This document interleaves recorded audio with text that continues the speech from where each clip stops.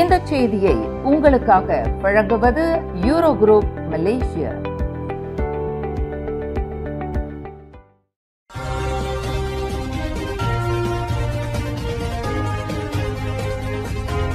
வணக்கம். திசைகளின் 5 மணி செய்திகள்.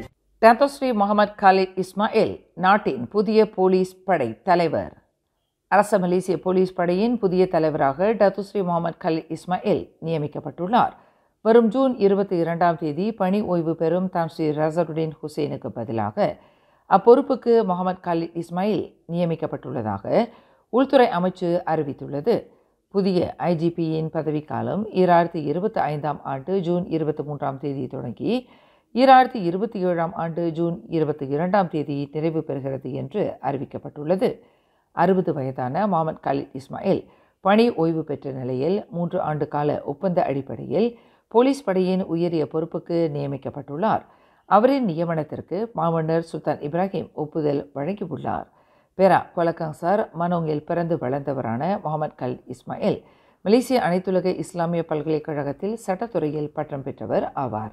1986ஆம் ஆண்டு போலீஸ் படையில் பயிற்சி இன்ஸ்பெக்டராக கோலாலம்பூர் போலீஸ் பயிற்சி மையத்தில் தனது பணியை தொடங்கிய முகமது காலித் இஸ்மாயில் புக்கிட் அமான் சிறப்பு பிரிவிலும் கோம்பா மாவட்ட போலீஸ் நிலையத்தின் சிறப்பு பிரிவிலும் புக்கிட் அமான் பயங்கரவாத எதிர்ப்பு பிரிவிலும் புக்கிட் அமான் பாதுகாப்பு பிரிவிலும் லண்டனில் மலேசிய தூதரகத்தில் உயர் போலீஸ் அதிகாரியாகவும் பணியாற்றியுள்ளார். தவிர பஹாங் மாநில போலீஸ் தலைமையகத்தின் சிறப்பு பிரிவிலும் புக்கிட் அமானில் துணை தலைமை இயக்குநராகவும் புக்கிட் அமான் சிறப்பு பிரிவின் இயக்குநராகவும் Mohammed Khalid Ismail சேவையாற்றியுள்ளார்.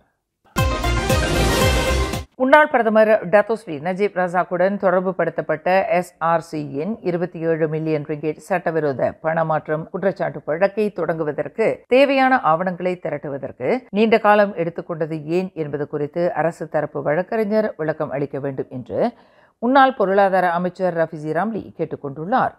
SRC international சிண்டியன் Berhad நிறுவனத்தின் ஊழலுடன் தொடர்புபடுத்தப்பட்ட இவ்வழக்கிற்கு தேவையான ஆதாரங்களை அரசு தரப்பு வழங்க தவறியதால் கடந்த 6 ஆண்டு காலமாக நடைபெற்று வந்த ஒரு முன்னாள் பிரதமர் சம்பந்தப்பட்ட வழக்கு கடைசியில் ஒன்றுமில்லாமல் பிசுபிசுத்து போனதை காண மக்கள் விரும்பவில்லை என்று PKR முன்னாள் துணைத் தலைவரான ரஃபிசி ராம்லி குறிப்பிட்டார். SRCயின் 27 மில்லியன் சட்டவிரோத பணமாற்றம் தொடர்பில் நஜீப் கடந்த 2019ஆம் ஆண்டில் நீதிமன்றத்தில் குற்றம் சாட்டப்பட்டார். இவ்வழக்கு கோலாலம்பூர் உயர் நீதிமன்றத்தில் கடந்த 6 ஆண்டு காலமாக நடைபெற்று வந்தது. இந்த 6 ஆண்டுகளில் வழக்கிற்கு தேவையான ஆதாரங்கள் மற்றும் ஆவணங்களை திரட்ட முடியாமல் போனது ஏன் என்பது குறித்து தமக்கு புரியவில்லை என்று பண்டான் எம்பியான ரஃபிசி ராம்லி தெரிவித்தார்.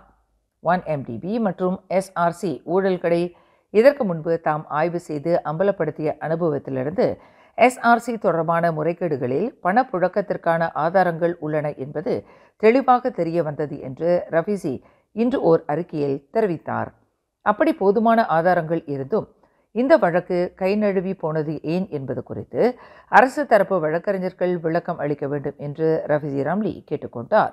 முன்னதாக இன்று காலையில் கோலாலம்பூர் உயர் நீதிமன்றம் 27 மில்லியன் ரிங்கெட் சம்பந்தப்பட்ட SRC இன்டர்நேஷனல் சட்டவிரோத பணமாற்றம் வழக்கில் நஜீப்பை விடுவித்தது. 2019ஆம் ஆண்டு நஜீப்பிற்கு எதிராக வழக்கு தொடரப்பட்டதிலிருந்து இந்த 6 ஆண்டுகளில் அரசு தரப்பு வழக்கு தொடர்புடைய சாட்சி அறிக்கைகள் எதுவும் சமர்ப்பிக்கப்படவில்லை. நடப்பு சூழ்நிலையை பார்க்கும்போது அரசு தரப்பு வழக்கை தொடர்ந்து நடத்துவதற்கான ஆற்றலை கொண்டிருப்பதாக தெரியவில்லை. எனவே வழக்கிலிருந்து நஜீப்பை தற்காலிகமாக விடுவிப்பதாக உயர் நீதிமன்ற நீதிபதி K முனியாண்டி தமது தீர்ப்பில் தெரிவித்தார். SRC இன்டர்நேஷனல் சிண்டியன் பெர்ஹாட் நிறுவனத்துடன் தொடர்புபடுத்தப்பட்ட சட்டவிரோத பணமாற்றம் குற்றச்சாட்டு வழக்கிலிருந்து முன்னாள் பிரதமர் டத்தோ ஸ்ரீ நஜீப்பை கோலாலம்பூர் உயர் நீதிமன்றம் இன்று விடுவித்த போதிலும் அவர் காஜாங் சிறைச்சாலைக்கு கொண்டு செல்லப்பட்டார். ஏற்கனவே சிறை தண்டனை விதிக்கப்பட்ட நஜீப் அந்த தண்டனையை நிறைவேற்றியாக வேண்டும். அது மட்டுமின்றி SRC இன்டர்நேஷனல் சம்பந்தப்பட்ட 42 மில்லியன் ரிங்கெட் முறைகேடு தொடர்புடைய 7 குற்றச்சாட்டுகள் மீதான வழக்கையும் அவர் எதிர்கொண்டுள்ளார். இவை அனைத்தையும் நஜீப் தொடர்ந்து எதிர்கொள்ளும் வகையில் காஜாங் சிறைச்சாலைக்கு கொண்டு செல்லப்பட்டுள்ளார் என்று அவரின் வழக்கறிஞர் தான் ஸ்ரீ முகமது ஷஃபி அப்துல்லா இன்று விளக்கமளித்தார்.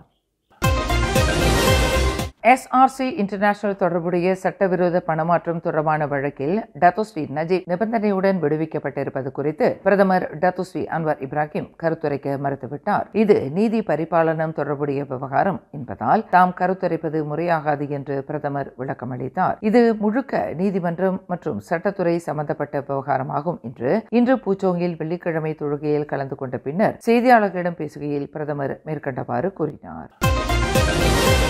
பிரதமர் டத்தோஸ்ரீ அன்வர் இப்ராஹிம் புதல்வியும் PKR கட்சியின் துணைத் தலைவருமான நூருல் இசா குறித்து சமூக வலைதளங்களில் ஆபாச கருத்துக்களை பதிவேற்றம் செய்ததாக ஆடவர் ஒருவர் செப்பாங் செஷன்ஸ் நீதிமன்றத்தில் இன்று குற்றச்சாட்டப்பட்டார்.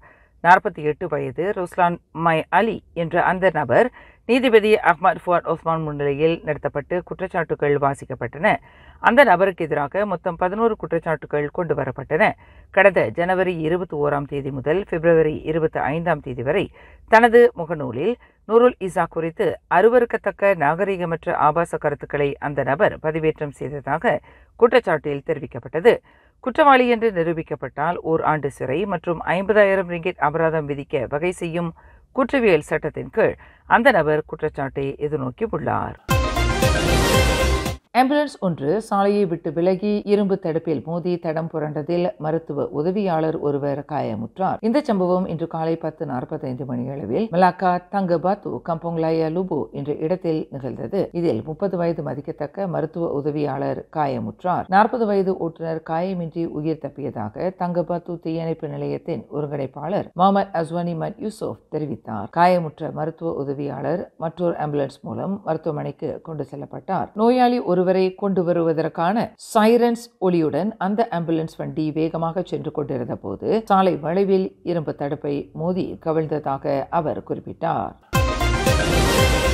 கட்டடம் ஒன்றின் 7வது மாடியிலிருந்து கீழே விழுந்த 20 வயது பெண் கடுங்காயங்களுக்கு ஆளானார்.